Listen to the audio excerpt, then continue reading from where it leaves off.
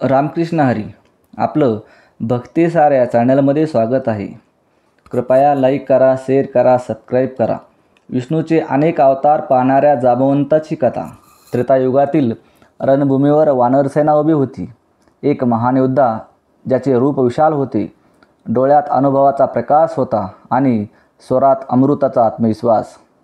हा होता वृक्षराज जांबवंत. एक असा वीर जो 6 मन्वंतराहून अधिक काळ जिवंत राहिला होता,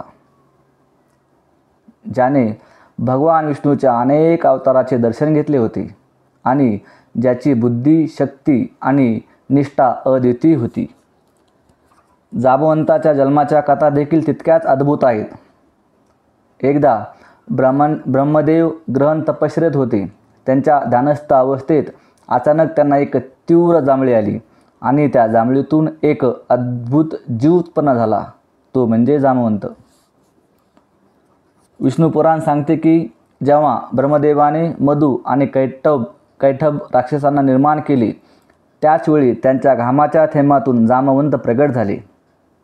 एका ग्रंथानुसार जांबवंत अग्नीच्या ज्वालातून उत्पन्न झाले होते आणि त्यांची माता एक सुंदर गंधर्व कन्या होती. तिन्ही कथा एक गोष्ट स्पष्ट करतात की जांबवंत कोणत्याही सामान्य जीवासारखे नव्हते. ते स्वयं ब्रह्मदेवाच्या शक्तीने निर्माण झाले होते. त्रेतायुगात भगवान श्रीरामाचा अवतार झाला. जेव्हा सीतेच्या शोधासाठी वानरसेना एकत्र आली, तेव्हा त्या सैन्यासोबत एक ज्येष्ठ आणि अनुभवी योद्धा उपस्थित होता. तो होता जांबवंत. जेव्हा हनुमान समुद्र पार करून लंकेत जाण्यासाठी सज्ज होत नव्हता, तेव्हा जांबवंताने त्याला त्याच्या असीम शक्तीची जाणीव करून दिली. त्यांच्या प्रेरणेमुळेच हनुमानाने महासागर ओलांडला आणि श्रीरामाच्या कार्याला गती दिली.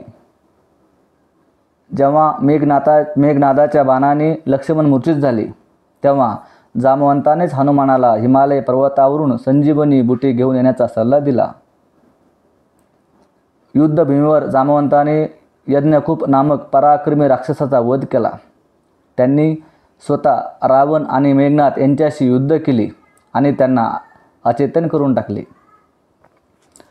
त्यांची ताकद इतकी प्रचंड होती की रावणाच्या महाकाय सैन्याने त्यांच्यापुढे पराभव मान्य केला. भागवत पुराण सांगते की जांबवंताची शक्ती 1 कोटी सिंहाएवढी होती.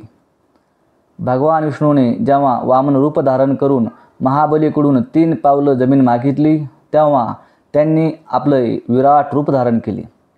त्या क्षणी पृथ्वीची 7 परिक्रमा केली, परंतु 7व्या फेरीत त्यांचा पायाचे अंगठा महामेरू पर्वताला लागला आणि पर्वताचे शिखर तुडले.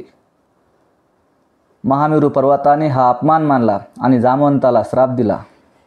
तुझी शक्ती आता क्षीण होईल. त्या क्षणापासून जांबवंताच्या शक्तीत घट होऊ लागली. द्वापार युगात श्रीकृष्णाने अवतार घेतला आणि जांबवंताशी त्यांची अद्भुत भेट घडली. स्वयंमंतकमणी जो सूर्यदेवाने पृथ्वीला दिला होता आणि ज्याच्या प्रभावाने जिथे असेल तिथे भरपूर सुवर्ण प्राप्ती होत असे, हा मणी जांबवंताकडे होता. श्रीकृष्ण याला घेण्यासाठी त्यांच्या गुहेत पोचले. त्या दोघात 28 दिवस अखंड युद्ध चालले. जांबवंताला वाटले की ते एका सामान्य युद्धाशी लढत आहेत, पण जसजसे युद्ध पुढे चालले तेव्हा जांबवंताच्या मनात शंका निर्माण झाली. अखेर श्रीकृष्णाच्या अद्वितीय पराक्रमासमोर जांबवंताने हार मानली. त्याचवेळी त्यांना साक्षात्कार झाला, हे तर श्रीरामाचेच रूप आहे. त्याने क्षमा मागितली आणि आपली कन्या जांबवंतीचे लग्न त्यांच्याशी लावून दिले. त्यानंतर त्यांनी पृथ्वीवरील सर्व कार्य संपूर्ण निर्वाण प्राप्त केले. त्याची कथा आपल्याला शिकवते की शक्ती केवळ पराक्रमासाठी नसते, ती धर्मासाठी वापरली पाहिजे. काहीही झाले तरी आपली खरी ओळख विसरू नये.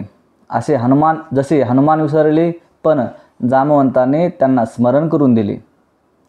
गर्व हा माणसाला क्षीण करतो, पण जेव्हा आपल्याला सत्याची जाणीव होते तेव्हा आपले सत्य स्वीकारले पाहिजे. जांबवंत हा केवळ पुराणातील एक पात्र नव्हे, तर एक महान मार्गदर्शक आहे, ज्याची शिकवण युगाने युगे प्रेरणादायी राहील. रामकृष्ण हरी.